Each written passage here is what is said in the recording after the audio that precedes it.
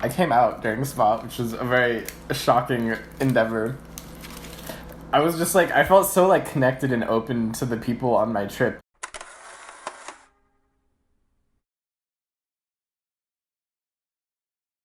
Hey everyone, I'm here with my friend and fellow intern Lance. So tell me about yourself. I'm gonna like rapid fire questions to you. Okay. What's your major? Computer science. What year are you? In the fall, I'll be a junior. What's your biggest passion in life?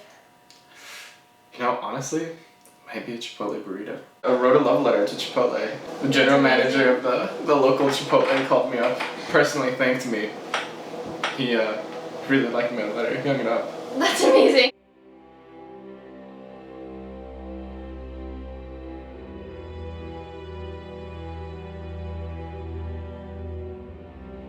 It's not a surprise anymore because I had to get Tiffany from the collision. I was en route to deliver burritos when I was hit. So I was like, Lance, you need to come right now. The burritos are in danger. And then he came. He's like, are they okay? And then, I'm just kidding. I love the taste of fear in my burrito. So we're here to talk about 5 reasons why you should go on your college pre-orientation trip. We both went on our orientation trip before our freshman year, and Lance liked it so much that he came back and he led the next year of freshman. And so can you tell us what a college pre-orientation program is and like what its goals are? Well, I can only speak on behalf of Stanford, but at Stanford, the pre-orientation trip is basically just either base camping or backpacking in the woods. It's like a 5-day trip. You're paired in like a little cohort, like 2 Stanford students and then like 10 incoming frosh. Pretty magical experience if I say so myself.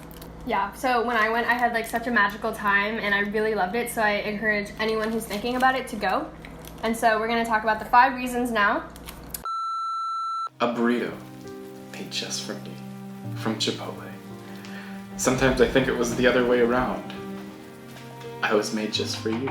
Okay, so the first reason that you should go is because you get to meet some of your future classmates and you get really close to them. When I went, it was like about 10 frosh and we got so close. We became like a cult.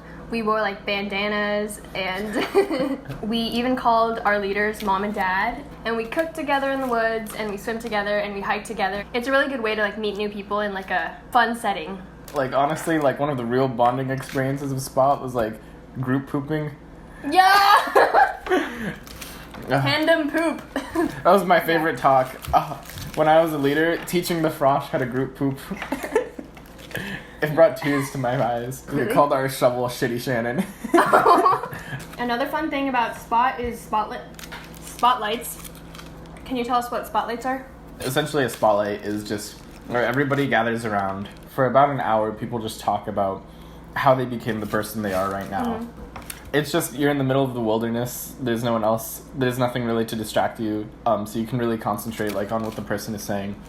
And it's just a really open environment, so you can ask questions, and the questions are supposed to be pretty personal questions too. So you warmed my heart, which had been cold for as long as I can remember. I often cannot believe it myself. Alright, reason number 2 is going on one of these trips is a good way to disconnect from technology and kind of like let that go. Because chances are, for the past 4 years in high school, you've been really busy, schoolwork, computers, papers, everything, and this is like a really nice little section of time where you can just like focus on being in the present and like connecting with people. When I led Spot, we were really in the wilderness. It dropped to like 30 degrees at night. Like, we huddled for warmth. On the morning of the second day, a mama bear and 2 cubs like infiltrated our camp. So as a cohort, our entire Spot squad had to scare the bears away from our camp. So that was pretty exciting. So they take away your phones and your watches and everything, and only the leaders get to know like what time it is and where you are, right? We as leaders, we try to make it so that the Spotlets do not have to worry about literally anything. Mm-hmm. And one thing that people worry about a lot, like consciously, subconsciously, is time. So we would take watches and phones away from people. Wow. We actually had one incident.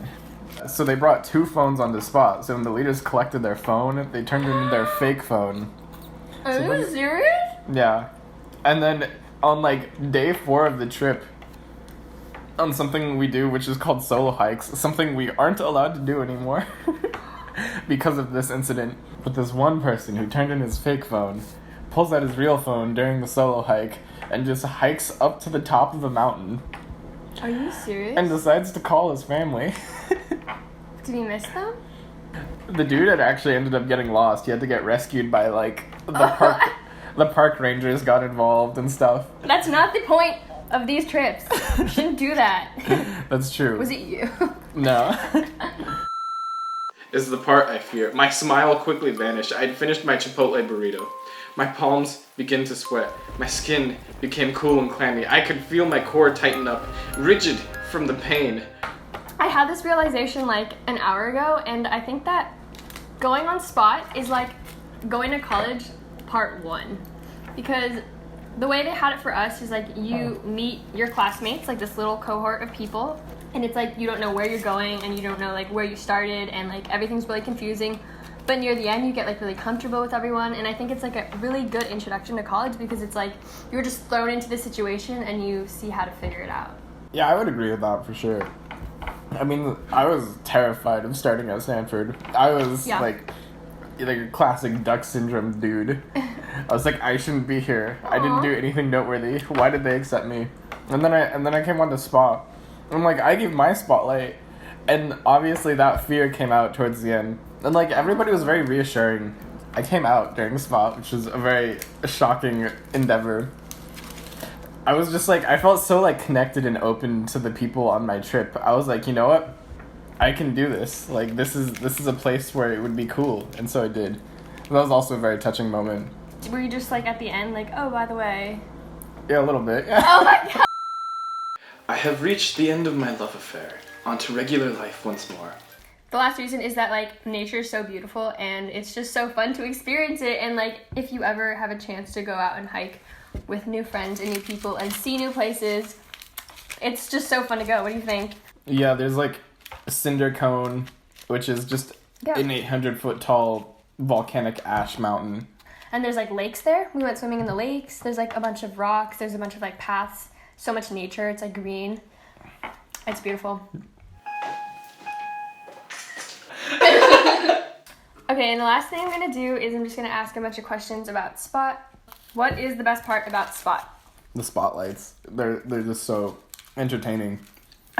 And you really get to know people. And I feel like there's very few like frameworks to get to know a person like that. Like you'd have to be friends with someone for like hundreds of hours to know someone in Spot. And Spot's only 5 days.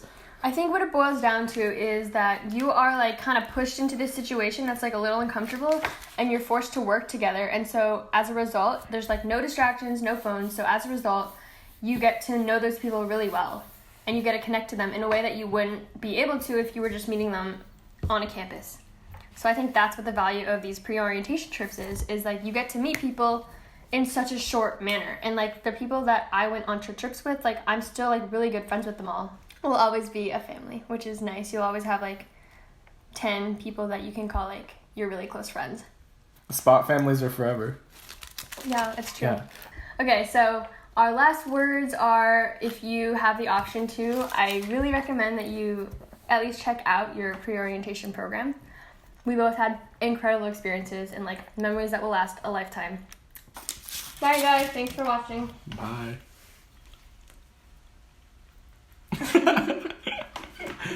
Have you ever done like cross the arm burrito bite? A spotlight from another leader's group was all like, I love Chipotle more. He was getting all like real cocky, and I was like no. He comes up to me, he's like, I wrote my admission application on Chipotle. Like his squad came up to back him up. So then all of my spotlights started coming behind me. So there are now like 2 squads facing off. I think I got the last punch in because I was wearing my hoodie and I ripped it off. And under my hoodie was the I Heart Chipotle shirt that I just happened to be wearing on that day. That's hilarious. That they mailed to me when I sent them my love letter. And so I have to get a hold of this letter. Lance, I feel so much better. It's like it didn't even happen. Maybe that's denial.